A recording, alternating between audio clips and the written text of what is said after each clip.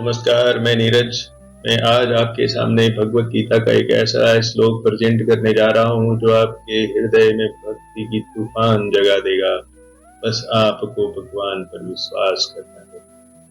आज से आप अपनी मुसीबतों को ये मत बताओ कि आपका संकट कितना बड़ा है। अपनी मुसीबतों की आंखों में आंखें डाल कर कहो कि मेरा संकटहारी कितना बड़ा है। तूफान कश्तियां डुबोते हैं, पर जिसका माही माधव हो वहाँ तूफान भी रास्ता मांगते हैं। कायर बनकर 100 साल जीने से बेहतर है अभिमन्यु बनकर एक दिन ऐसा जियो तुम्हारी हार भी इतिहास की जीत बन जाए। मौत उसे डराती है जिसे अपनी मिट्टी से, अपने देह से प्यार होता है, पर जिसने अपनी आत्मा का सौदा मुरलीधर से कर लिया उसके रास्ते में तो यमराज भी खड़े नहीं होते। और जब वो चाहता है तो दुनिया कहती है वो देखो आदमी नहीं एक तूफान गुजरा है। तो आज मैं आपके सामने जो श्लोक बताने जा रहा हूँ वो सिंपल श्लोक नहीं है, आत्मा का हाई वोल्टेज पासवर्ड है। भगवान श्री कृष्ण अर्जुन से कहते हैं, हे अर्जुन, दुनिया के शोर को म्यूट कर दे और मेरी फ्रीक्वेंसी पे आजा। मैं तुझे वो बना दूंगा जो मौत से नहीं डरता है और जिसके आगे मौत भी थर थर कांपती है।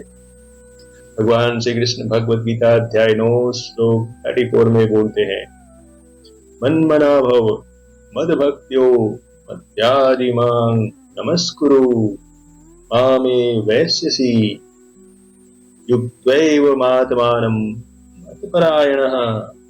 अर्थात अपना मन मुझ में स्थिर करो, मेरे भक्त बनो, मेरी पूजा करो, मुझे नमस्कार करो, अपने आप को मुझ में जोड़कर अर्थात मत परायण होकर तुम निश्चित रूप से मुझे ही प्राप्त करोगे। ये भगवान कहते हैं।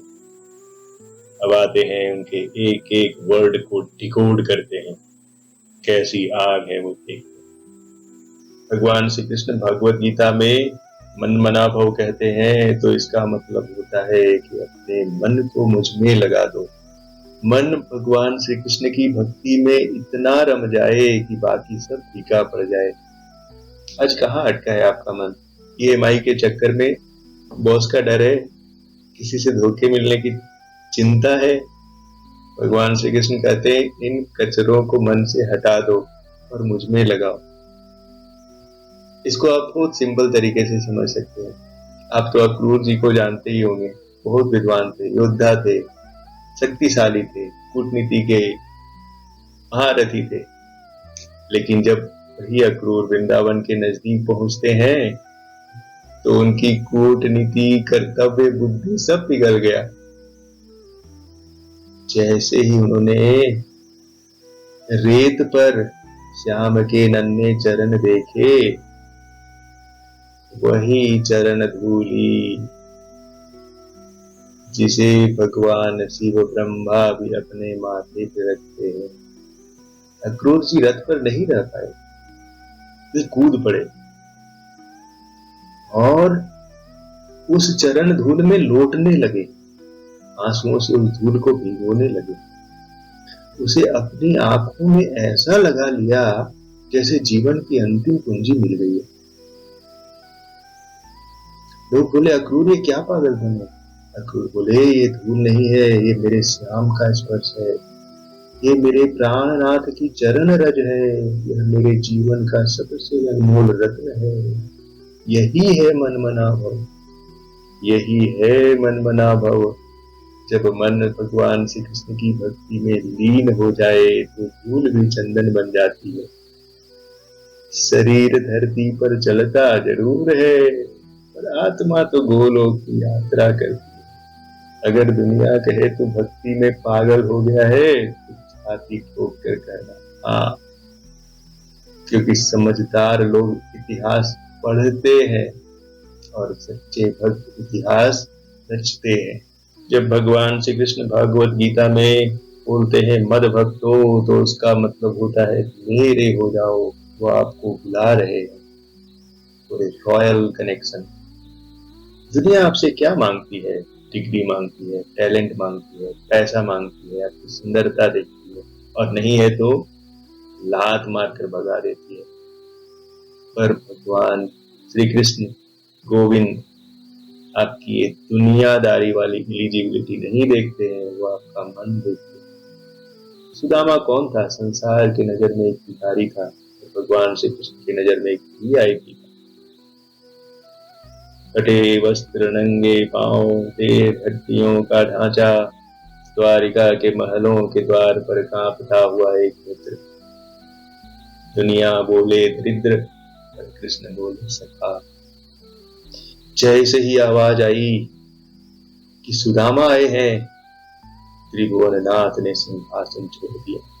वैभव गिर पड़ा, राजसी आभूषण बिखर पड़े, और भगवान श्री कृष्ण नंगे पांव दौड़ पड़े। आंसुओं से भींगे नेत्र, प्रेम की बाढ़ आ गई, और सुदामा को ऐसे गले लगाया जैसी सारी सृष्टि का सारा सुख एक आलिंगन में समा गया।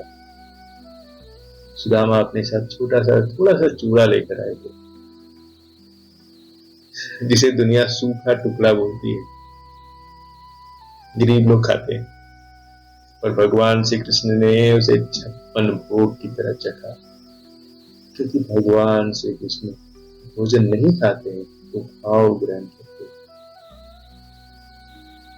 उस क्षण सुदामा सिर्फ धनी नहीं बने, उससे भी बड़ा कुछ हुआ। वो इतिहास बन गए, उनकी दोस्ती की अमर दास्तान हम सभी गाते हैं। जब भगवान श्री कृष्ण भगवत गीता में कहते हैं, माध्या जी मेरी पूजा करो, इसका मतलब सांसारिक कर्मकांडी पूजा नहीं होती है, इसका मतलब होता है द इनफाइनाइट ऑफरिंग।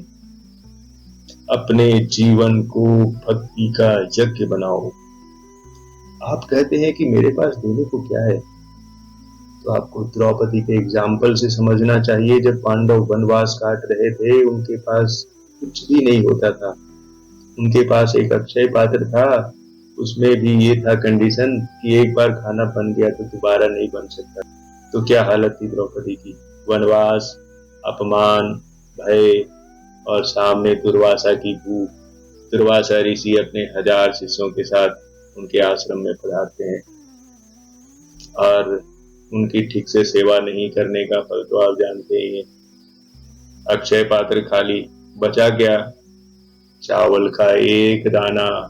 वो मधुसूदन को याद करती है, और वही चावल का दाना जब द्रौपदी के आंसुओं से भीग कर भगवान श्री कृष्ण को अर्पित हुआ, वो दाना दाना नहीं रहा, वो ब्रह्मांड की भूख मिटाने वाली औषधि बन गया। भगवान श्री कृष्ण ने एक कण लिया, और उधर ऋषियों की भूख शांत हो गई। यही है अर्पण का विज्ञान। जब आपका शून्य भगवान श्री कृष्ण के साथ मिलकर अनंत बन जाता है। आपका पसीना, आपका श्रम, आपका छोटा सा कर्म जब आप भगवान के चरणों में रख देते हैं, तो ये कर्म बोझ नहीं रहता है, ये तो यज्ञ बन जाता है। जब भगवान श्री कृष्ण कहते हैं भगवत गीता में, मांग नमस्कुरु, मुझे नमस्कार करो, तो इसका मतलब ये नहीं है कि आप मंदिर में बाहर से जाकर सिर्फ प्रणाम करके चले आइए। इसे कहते हैं पावर ऑफ सरेंडर। तभी आपको सदगति मिलेगी। आप जो कुछ अचीव करना चाहते हैं वो आपको मिलेगा। दुनिया समझती है कि झुकना एक कमजोरी है, तो मैं कहता हूं कि माधव के सामने झुकना डीलोड होना कहलाता है। मैं आपको विदुर की एक छोटी सी कहानी सुनाता हूँ। जब युद्ध के समय शांति के अंतिम प्रयास के लिए भगवान श्री कृष्ण हस्तिनापुर पहुंचते हैं, तो वो खाना खाने के लिए विदुर के घर को चुनते हैं। उसका कारण क्या था? हस्तिनापुर में वैभव था पर भाव नहीं था। विदुर के घर में झोपड़ी थी और प्रेम छलक रहा था। विदुर रानी मतलब विदुर की पत्नी भगवान श्री कृष्ण को केला देने की जगह केला को फेंक देती है और वो छिलका माधव को दे देती है, और भगवान श्री कृष्ण उसी को चाव से खाने लगते हैं। ये है भगवान श्री कृष्ण की भक्ति, क्योंकि वो भगवान खाली नहीं देखते हैं, आपका भाव देखते हैं। आप भाव से जो कुछ भी देंगे वो ग्रहण करेंगे। भाव में अगर छिलका है तो भी उनके लिए प्रसाद है। तो भाव में 56 भोग होना जरूरी नहीं होता है। तो कहने का मतलब है कि जब आप दुनिया से लड़ रहे होते हैं तो आप अकेले होते हैं, लेकिन जब आप भावग्रही जनार्दन के सामने झुकते हैं तो आप अकेले नहीं होते हैं। संसार की सारी शक्तियां आपके पीछे होती है और आपका कार्य सिद्ध होता है। जब कोई राजा आपसे कहता है कि मैं तुम्हारी रक्षा करूंगा, तो आप भरोसा कर सकते हैं कि ठीक है, ये आप हमारी रक्षा करेगा। लेकिन जब परम भगवान स्वयं कहते हैं माँ में वैश्यसी, तब यह आश्वासन नहीं रह जाता है, यह शाश्वत जीवन का परम हस्ताक्षर बन जाता है। यह गारंटी होती है कि तू मुझे ही प्राप्त होगा।